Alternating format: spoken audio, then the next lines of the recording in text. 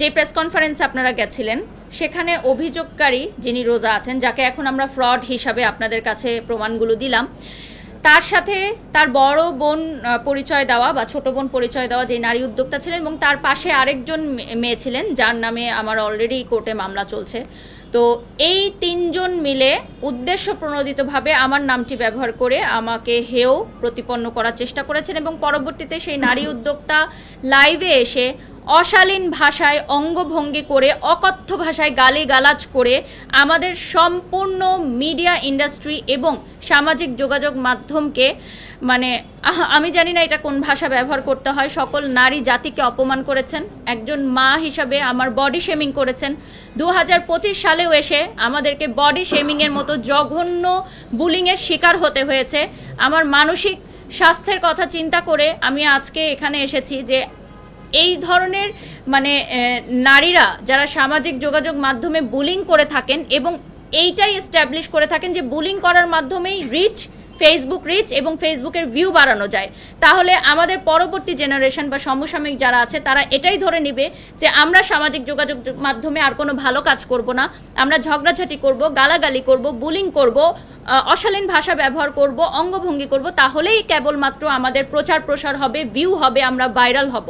ভাইরালকে একটা নোংরা শব্দ হিসাবে তারা ব্যবহার করছেন, এবং আমার নাম তারা বিভিন্ন জায়গায় ছবি সহ প্রকাশ করছেন। ওই ভিডিওগুলো ক্লিপ কেটে কেটে ছোট বাচ্চাদের সামনে অকথ্য ভাষায় ব্যবহার করা হচ্ছে, তাদের স্টাফদের সামনে তাদের স্টাফরাও যুক্ত হয়ে বিভিন্ন অঙ্গভঙ্গি করে দেখানো হচ্ছে।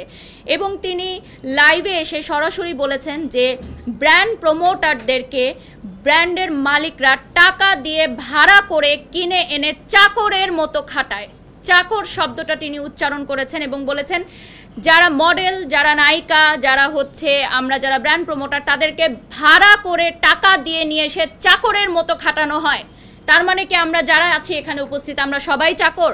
যারা জব করছেন তারা সবাই বসের আন্ডারে চাকরের মতো খাচ্ছেন টাকার বিনিময়ে? আমার বাবা, আপনার মা, আমার বোন কোথাও না কোথাও চাকরের মতো খাচ্ছে। সকল নারী জাতিকে অপমান করা হয়েছে, সকল পুরুষ জাতিকে অপমান করা হয়েছে, বডি শেমিং করা হয়েছে। আমার জিমের ইনস্ট্রাক্টর সহকারে আমাদের অঙ্গভঙ্গিগুলো করে দেখানো হয়েছে। একজন মাকে বডি শেমিং করা হয়েছে।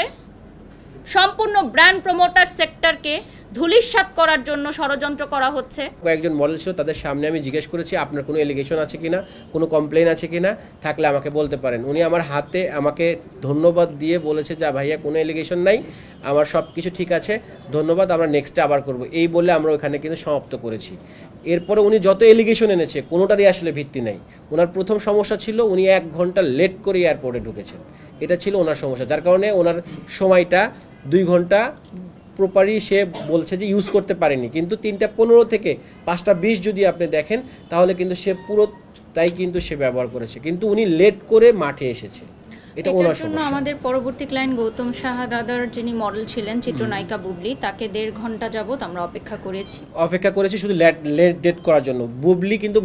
বুবলি ম্যাডাম কিন্তু মাঠে রেডি ছিলেন, একদম ড্রেস পরে একদম হেলিকপ্টার মাঠে রেডি ছিলেন, যার কারণে নামার সাথে সাথে তার শ্যুটটা ছিল, এবং তার শ্যুটটা ফ্লাইং অবস্থায় ছিল, মানে হেলিকপ্টার চলমান অবস্থায় থাকবে, এবং সেটারই পেমেন্ট ওনারা করেছিলেন, এবং তারাও পেমেন্ট করেছে, দুটোই কোম্পানি পেমেন্ট করেছে। কিন্তু সেক্ষেত্রে উনি আমাদের সাথে যে পেমেন্ট করে যে কথার করেছে যে সময় মতো আসতে পারেনি, এটা ছিল তার সমস্যা, যার কারণে আমরা প্রপারলি উনি সানসেট পাইনি বলে বলেছেন, এবং রিসোর্টে উনি 1 টাকার কফির বিলও দেননি, সেটা আমার নামে বকেয়া রেখে আসছে। আমি শুধু জনস্বার্থে এটা বলতে চাই যে প্রথমত তারা যে বারিশের চরিত্র হনন করলো, মানহানি করলো, এজন্য তো আমরা আইনি প্রসিডিউরে যাবই।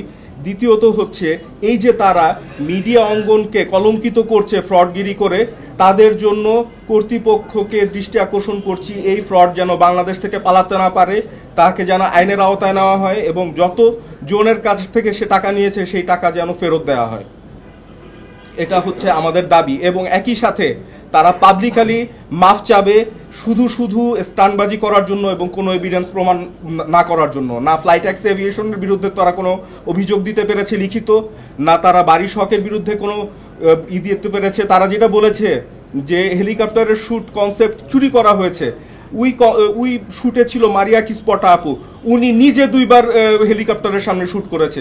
2023 সালে আমাদের নিজস্ব ফটোশুট আছে ফ্লাইট এক্সিভিয়েশন আমার আর থেকে, তোমার। আমার এবং বারিশার। 2024 সালে একজন বিজ্ঞাপন নির্মাতা, সে হচ্ছে হাদি ভাই, উনি নিজে হেলিকপ্টারের সামনে শুট করেছে। কিছুদিন আগে নিশো ভাই, শিহাব শাহিন ভাই, উনিও হেলিকপ্টারের সামনে শুট করেছে। দাগি সিনেমা তার প্রচারের আগে জন্য। ববিতা আপার আমল থেকে বাংলাদেশে হেলিকপ্টার ব্যবহার করে আসতেছে। এটা কোথাকার চুরি হলো? কনসেপ্ট চুরি। এটা কি বিশ্বের প্রথম কনসেপ্ট? যে কেউ যা কিছু বলে ফেলবে, যে কোনো অভিযোগ দিয়ে দিবে, এইটা তো আর মানা যাচ্ছে না। আমাদের সোশ্যাল মিডিয়া নষ্ট করে ফেলতেছে বাজে বাজে কথা বলে। এই ধরনের নারীদের ধিক্কার জানাই আমি। এ তো শুধু একজনকে অপমান করতেছে না, পুরা নারী জাতিকে এরা অপমান করতেছে, বডি শেমিং করতেছে, যা ইচ্ছা তা বলতেছে। এগুলো কি? এগুলার প্রতিকার চাই আমরা এবং আইনি পদক্ষেপ আমরা নিব।